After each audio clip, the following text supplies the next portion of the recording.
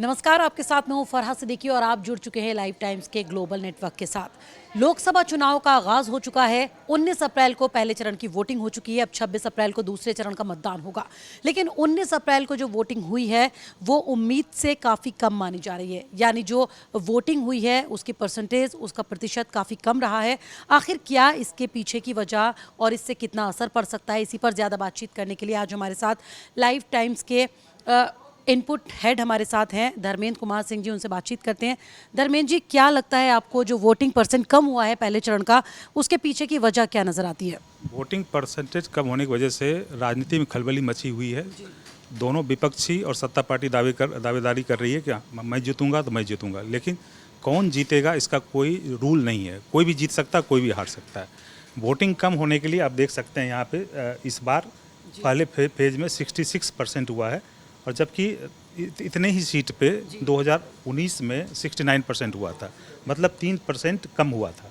सबसे कम जो है मध्य प्रदेश में 7% मतदान कम हुए, राजस्थान में 6%, उत्तर प्रदेश में 5%, बिहार में 4%, उत्तराखंड में 4%, पश्चिम बंगाल में 2% और तमिलनाडु में भी 2%। इसका धर्मेंद्र जी, हमने देखा सबसे कम अगर राज्यों के हिसाब से हम देखें तो बिहार में वोटिंग हुई है इस बार। उसके पीछे क्या नजर आता है आपको, क्या वजह उसके पीछे मानी जाए? सबसे कम वोटिंग जो हुई है मध्य प्रदेश में हुई है, राजस्थान में हुई है। उस क्रम में ही मैंने डेटा रखा है 7% 2, 6% 1, 5% 4। दरअसल मध्य प्रदेश और राजस्थान में अभी हाल में ही विधानसभा के चुनाव हुए, जहाँ पे बीजेपी शानदार जीत हुई। लेकिन अचानक क्या हुआ इसको समझने की ज़रूरत है, क्योंकि इसके 2-3 वजह हो सकते हैं या 10 वजह भी हो सकते हैं। पहली वजह है कि बीजेपी दावेदारी कर रही है इस बार 400 के पार। तो लोगों को लगने लगा कि इस बार बीजेपी 400 पार हो जाएगी तो जीत ही जाएगी, तो फिर जो एक तरह से उत्साह नहीं देखने को मिला। एक बड़ी वजह हो सकती है। विपक्ष को लगा कि बीजेपी जीत ही रही है तो फिर वोट डालने से क्या फ़ायदा, इससे अच्छा होता है, अच्छा घर में बैठ जाना जो है बेहतर समझा। लेकिन इस समय दावे के साथ कुछ नहीं कहा जा सकता है कि बीजेपी के वोटर वोट नहीं डालने गए या विपक्ष के वोटर वोट डालने के लिए चले। लेकिन आरोप प्रत्यारोप का सिलसिला लगातार जारी है। कांग्रेस ये कह रही है कि बीजेपी से परेशान हो चुकी है जनता, उसकी खिड़की खाली पड़ी हुई थी और वो अपनी जीत के दावे करती नजर आ रही है। कितनी सच्चाई नजर आती है इनमें? राजनीति में सत्ता पक्ष विपक्ष अपने दावेदारी करती है। वो कोई भी पार्टी जो है ये नहीं बोलेगी कि हम हार रहे हैं। अभी मतगणना के पहले हर पार्टी जीत रही है, और ये चूँकि अभी कोई बोल नहीं सकती है, इससे मैसेज गलत जाएगा। दूसरी वजह उत्साह। क्या उत्साह कम हुआ है? चूँकि आप देखेंगे कि जब भी बम्पर वोटिंग हुई है, खासकर 77 जब इंदिरा गांधी की सरकार चली गई थी और इंदिरा गांधी की मौत हुई थी 1984 में, उस समय बम्पर वोटिंग हुई थी। और 2014 जब मोदी आए थे तो बम्पर वोटिंग हुई। जनरली देखा गया है कि जब बम्पर वोटिंग होती है तो नेक्स्ट ईयर अगले चुनाव में वोट कम हो जाते हैं। लेकिन पहला चुनाव 2019 का था जिसमें 1% वोट बढ़ गए। इसकी वजह यह मानी जाती है कि पाकिस्तान पे हमले की वजह से वहाँ पे लोगों में काफ़ी उत्साह था। तीसरी वजह है कि क्या मोदी सरकार से लोग नाराज़ हैं, चूँकि मोदी सरकार कुछ लोगों गरीब लोगों को काफ़ी सारी चीज़ दिया है, खास करके शौचालय, घर हो गया, पानी हो गया, प्लस इलाज जन बहुत सारे चीज़ें हैं।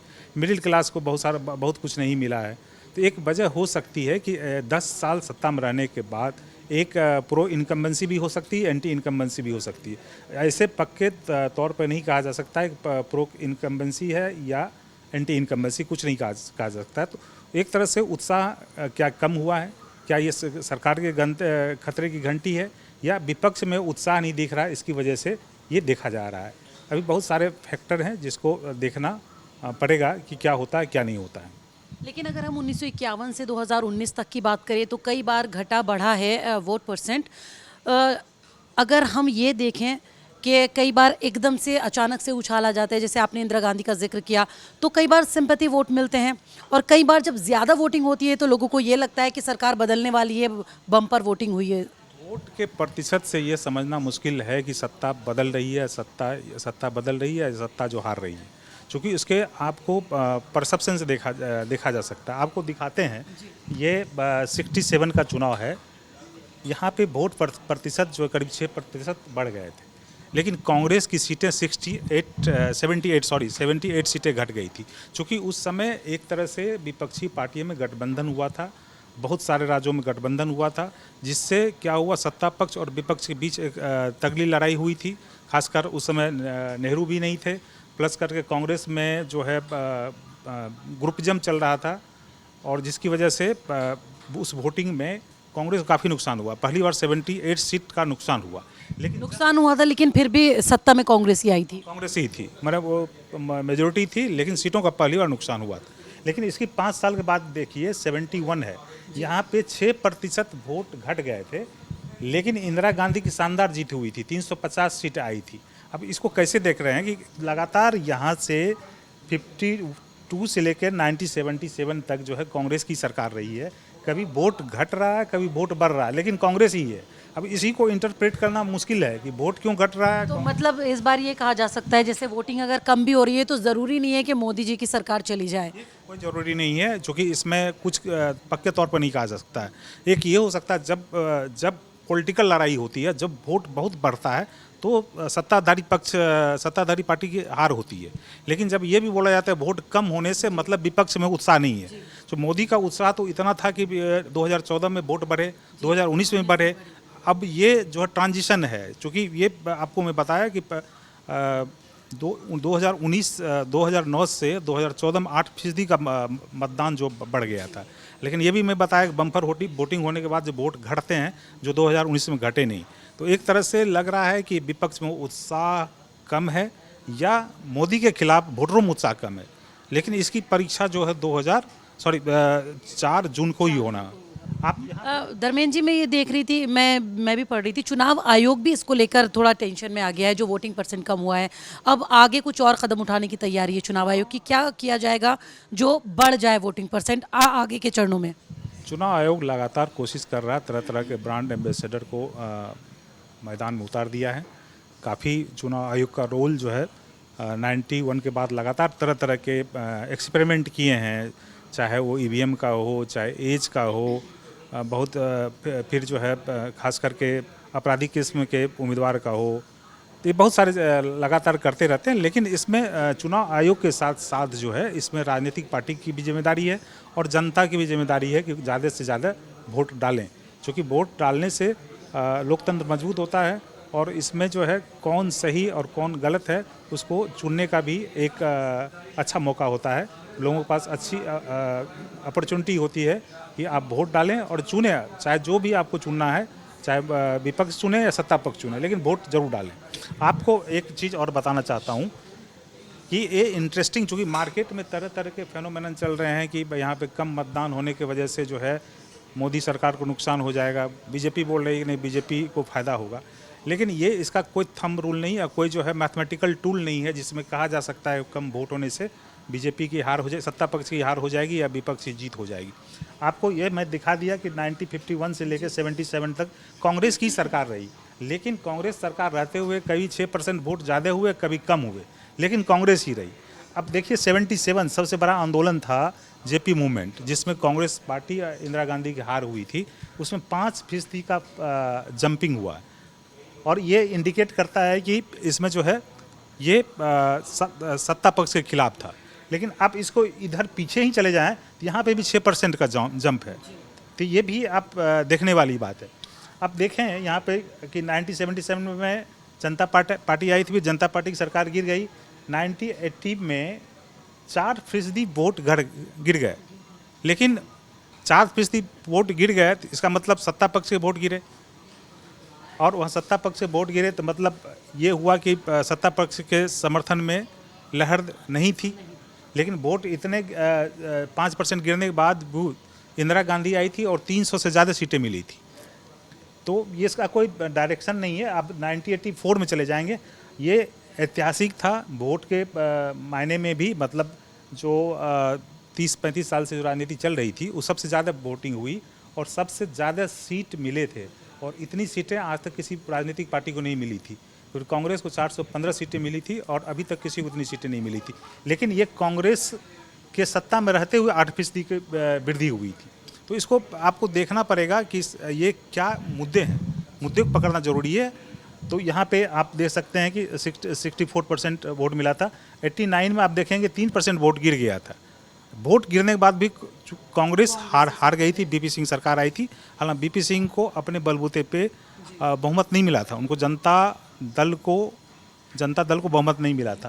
आप जाएंगे 91, यहाँ पे 5% वोट गिर गया था। बीपी सिंह की सरकार बदल गई थी वहाँ पे। यहाँ पे जो है कांग्रेस की सरकार आई थी, मेजोरिटी नहीं थी, उस शिबू सोरेन और कुछ पार्टियों का समर्थन लेकर जो सरकार बनी थी। 96-7 में देखेंगे कि केवल 2% की वृद्धि हुई। बीजेपी आई थी लेकिन मेजोरिटी काफ़ी दूर थी, 160 सीट मिली थी और वाजपेयी गवर्नमेंट को 13 दिन में इस्तीफा देना पड़ा था चूँकि बहुमत नहीं था। उसके बाद 98 में आप देखेंगे यहाँ पे 4% का वृद्धि हुआ, लेकिन बीजेपी को तब भी बहुमत नहीं मिली थी। वो केवल 180 सीटें जीती थी, बहुमत से दूर थी। बहुमत उत्साह तो दिखा लेकिन बहुमत से काफ़ी दूर थी।